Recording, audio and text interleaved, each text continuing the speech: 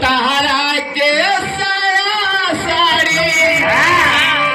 अरे हई मुनावाला झून झूनावा पति के धनिया अरे तरह के साया साड़ी लाई अब मुनावाला तनी झुनझुनवा ले चो ये तहरा के साया साड़ी हई मुनावाला झून झूनावा सेवा में ओई गाई कमी ए मुनवा के मम्मी अकेला संगे छिली हम मौसमी ए मुनवा के मम्मी जाएगा चुप रहेगा तारे करते आगे हंसुआ लेके आई भक्त गणेश भगवान के दरबार में चाचा गोइले ये एगो भाव हो अब भक्त गणेश भगवान के दरबार में गइले कहले का फास्ट है बिरैया ना फास्ट फास्ट उठाओ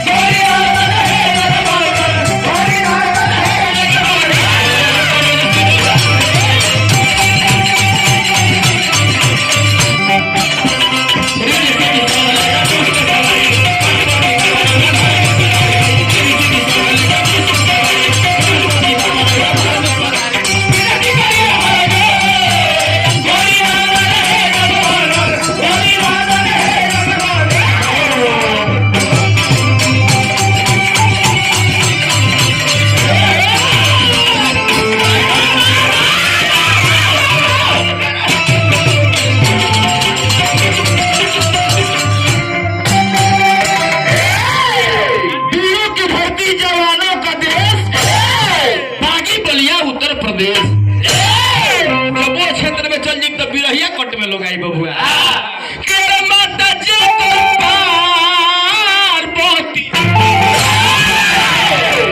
हर पीता महाते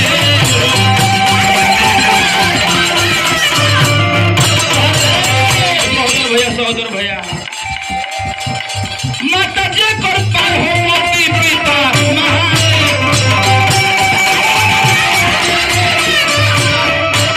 हजारों हजार का पुरस्कार हमने के बड़का भैया धर्मेंद्र भैया के जानी जे बहन की तरफ से हजारों हजार के पुरस्कार आ रहा होगा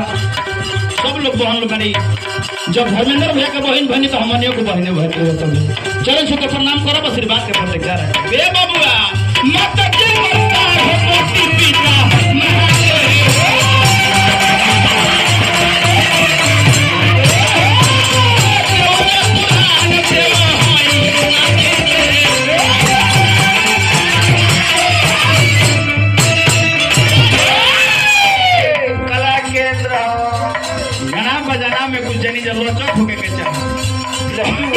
हजारों हजार के पुरस्कार देनी हमने की है चाह जा कि स्वर्गीय हमारा ललन बाबा जी जहाँ कहीं भी हुई भगवान वहाँ के आत्मा के शांति और स्वर्ग में वास दे। विद्यालय प्रस विद्यालय महाविद्यालय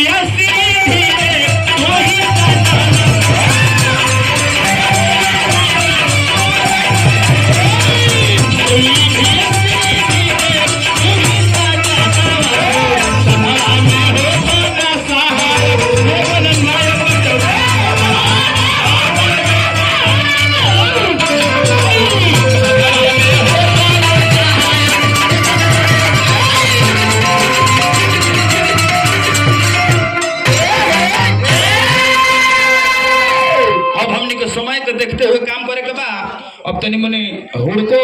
आपा खाओजे जानी जो बिलो होकर जा रहा बा